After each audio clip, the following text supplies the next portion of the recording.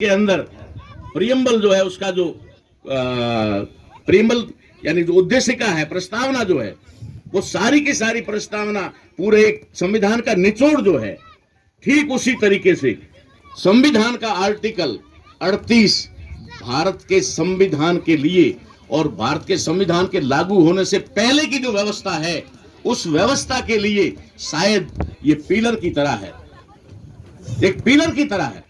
लेकिन उस पर ना तो चर्चा हुई, ना हमारे लोगों ने पढ़ा, ना जाना क्या है। ये मैं आपको संक्षिप्त में बताने की कोशिश करूंगा।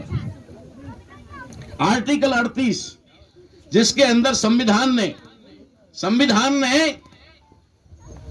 भारत के अंदर राज्य सरकारों को निर्देश दिया, स्पष्ट निर्देश दिया कि आप एक न्यू सोशल ऑर्डर यानी एक नई सामाजिक व्यवस्था का स्थापना करोगे, उसका पुनर्गठन करोगे, नई व्यवस्था लाओगे, न्यू सोशल ऑर्डर लाओगे, नई सामाजिक व्यवस्था। क्या होगी वो नई सामाजिक व्यवस्था?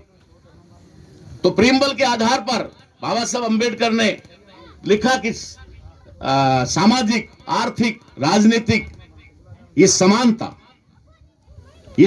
जो है, ये लाना सरकारों की जिम्मेदारी है। सबसे बड़े नालायक कौन है इस देश के अंदर?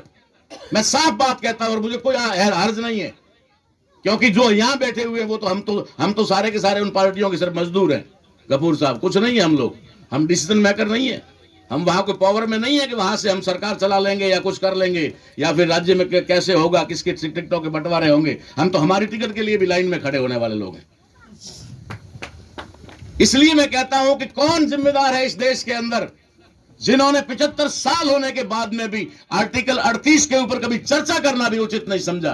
क्या है मामला? ये राज्य सरकारों की जिम्मेदारी डालता है संविधान कि राज्य सरकारें नई सामाजिक व्यवस्था लाएगा। उस नई सामाजिक व्यवस्था के अंदर जो अभी हमारे साथी नक्ताराम जी कह रहे थे कि हम लोग कपड़े के पहनावे से या और किसी भी चीज से हम लोग अछूत नहीं हैं। अछूत हैं तो जन्म और जाति के आधार पर अछूत है। चाहे कितना ही बड़ा आदमी क्यों ना हो, देखते ही वो पहचानते ही कौन है, उसी जाति से पहचाना जाता है। तो ये जो सामाजिक व्यवस्था जो एक समानता को लाने वाली व्यवस्था है, इसके लिए संविधान में प्रावधान है। कौन सी सरकार ने पहल की बताइए? एक भी सरकार ने पहल नहीं की, कभी नहीं की, यहां तक कि इसको चर्चा में नहीं लाया। और इसके अंदर सबसे बड़ी बात क्या है मालूम है? बाबा साहब अंबेडकर ने संविधान लिखा बाबा साहब अंबेडकर ने, इसमें कोई डाउट नहीं है। लेकिन बाबा साहब अंबेडकर के पास में वो तो था नहीं ऐसा तो कुछ कि भाई लिख दिया और मान लिया। बाबा साहब अंबेडकर जो लिखकर लाते थे उसे संविधान सभा में रखते थे। संविधान सभा में उसके ऊपर डिबेट होती थी। डिबेट होने के बाद में उसकी सर्वसम्मति बनती थी, तब संविधान में डाला जाता था। ऐसा थोड़ी कि चुपके से लिख दिया और दे दिया कि ये लो। बाबा साहब कहते हैं कि इस देश के अंदर नई सामाजिक व्यवस्था जो स्थापित होनी चाहिए, उस सामाजिक व्यवस्था के अंदर सबसे महत्वपूर्ण बात अगर कोई होगी तो वो होगी आय की समानता। आय की समानता। अब आप समझ सकते हैं कि आय की समानता का मामला कहां हमें विसंगित कर रहा है। उन्होंने कहा कि व्यक्तियों के बीच में ही नहीं, सिर्फ व्यक्तियों के बीच में ही नहीं कि दो व्यक्तियों के बीच में एक की इनकम 1 लाख रुपए, दूसरे की इनकम 5,000 रुपए।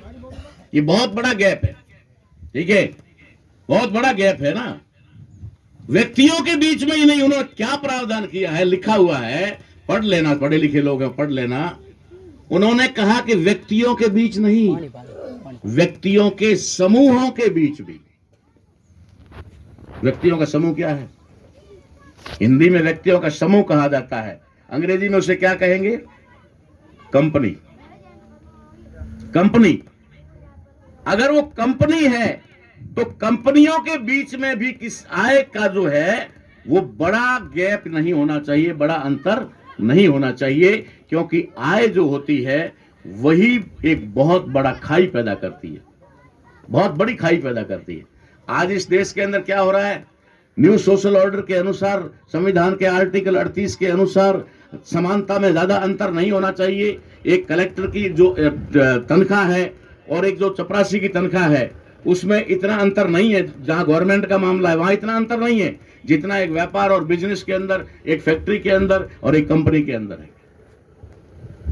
व्यक्तियों के द्वारा बनाई हुई कंपनी जिसके पास हजारों लाखों करोड़ की संपत्ति रहती है, और एक कंपनी या हमारी संस्था जो बनी हुई, कहीं संगठन बना हुआ है, उसके पास में 200 रुपए चंदा लेने का भी वो भी नहीं है। तो ये जो आर्थिक असमानता है, इसके लिए उन्होंने प्रावधान किया था कि सरकार को सबसे पहला काम यह करना होगा कि राज्य सरकारें लोगों के बीच में और लोगों के समूह के बीच में जो आय है, उस आय का जो गैप है वो कम करें। अब हमसे देख सकते हैं कि सिस्टम कोई भी चलता है तो सिस्टम चलाता है तो चलाने वाला सुपरवाइजर होता है, फिर असिस्टेंट मैनेजर होता है, फिर मैनेजर होता है, उसके ऊपर सीईओ होता है, सीईओ के ऊपर जो है क्या बोलते हैं उसका मैनेजिंग डायरेक्टर होता है। ये सारा सिस्टम बना होता है।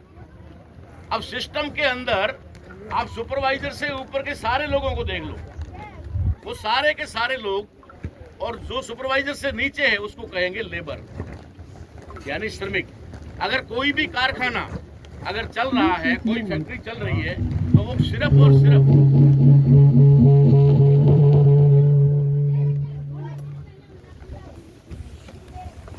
की आय कितनी है, अगर आप ये देखेंगे तो बहुत बड़ा अंतर आपको दिखेगा। ठीक उसी प्रकार से ये जो आर्थिक असमानता, ये आर्थिक असमानता भी उस व्यवस्था को, जिसका जिक्र यहाँ से बार बार हो रहा था, उस व्यवस्था